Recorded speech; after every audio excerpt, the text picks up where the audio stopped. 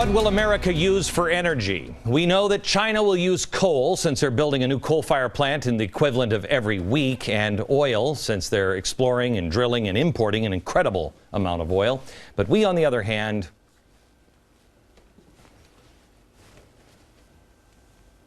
I don't know what we're out of options, really. During this wonderful Earth Week, green is universal, you know, we're commemorating the one-year anniversary of the unthinkable catastrophe in the Gulf. So we can't drill anymore. I mean, Brazil can in the same water, but we can't. The Japanese nuclear accident causing alarm over the prospect of nuclear power, and the president, in addition to threatening to bankrupt the coal industry during the campaign, added this gem to the coal industry yesterday. The challenge with coal is that although it's very cheap, it's also dirty.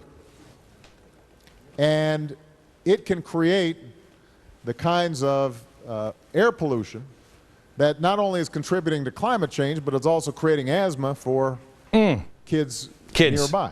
Kids nearby. You got asthma. Okay. And so sucking that stuff in is not ideal. It's causing, for kids, not adults, kids. Really, we should send them directly to the emergency room early, don't you think? It costs you gave them treatment early, and they got some treatment and a breathalyzer or an inhalator. Not a breathalyzer. Yeah, I'm not sure. Was he thinking an inhaler maybe? I'm not really sure. You give them a breathalyzer test, that might not help an asthma patient unless we're trying to figure out how much coal dust is in there. Asthma is not caused by coal, Mr. President. Some environmental irritants like pollution can trigger an attack, but coal does not give one asthma. And that's just according to the crazy crackpots at the National Institute of Health. But who's counting here?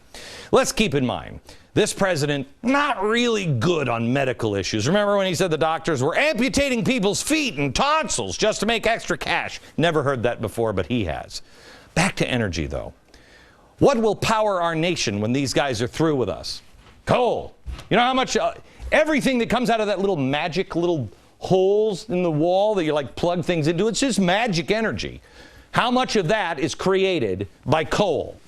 45% of America's energy production, coal. He wants it eliminated. Nuclear, how much? 20%. Oh, this is great. Oil, coal, and nukes, they're off the table. Guess what? According to the Dallas Morning News today, NRG Energy, they're the second largest power generator in Texas, of all places, will be ending a project to build 2 new nuclear reactors. Quote, the project was doomed when a financial partner, Tokyo Electric Power Company, saw its reactors in Japan explode after the earthquake. We have concluded that financially this is the end of the line for us. And even if the project is resurrected, it would have to be fueled by someone else's financial resources. Can I ask you a question? You think there's any chance that all this might be the end of line for all nukes? Do you think? Maybe. And then we get the happy news today from the Supreme Court that they're about to turn over the global warming case to the EPA. The lawsuit in 6 states and New York City to force major power companies to reduce greenhouse gas emissions because of evil coal. Little sick little British children without any pets or a dog, and they're walking with a little, they've got a little, I've got a little limp, I've got to get along, and oh, if I could get home to mommy, but it's all this coal. They have to reduce all of those evil emissions. Now that could be in the hands of the EPA, and that's going to go well. The same EPA who once, until recently, was headed by socialist Carol Browner. I love Carol. Is that a picture of her? No, we don't have her.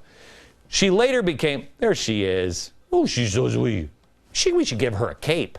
She later became Obama's climate czar, and now she's gone home to feather her nest in the Center for American Progress, where all good socialists go when they're done at the White House. Hello, George Soros. Good job, Carol Browner. Lisa Jackson is now the current head of the EPA, and she is all about environmental justice and redistribution wrapped in green. Those are quotes. Redistribution wrapped in green. Here she is on environmental justice. Environmental justice at its root is a recognition that there is unfinished business from the last 40 years, and much of that unfinished business is concentrated in low-income and minority neighborhoods. Much unfinished business. Here's the EPA. What she could, you know what she's talking about? I think she's talking about redistribution of wealth. What do you think? By the way, Time Magazine is running a story now that your ice maker is destroying the planet. I thought making all that white ice would help make things cooler. We don't have any power to make ice makers with, or have power the ice maker to make ice pretty soon. There may not be enough trucks to get household appliances to your home. In California, trucking companies are saying that they may go out of business. Trucking companies, as a result of new state rules from California's Air Resources Board called CARB. And finally, despite what the administration is claiming, the Wall Street Journal has a new report out predicting the deep water oil drilling bans will cut domestic oil production.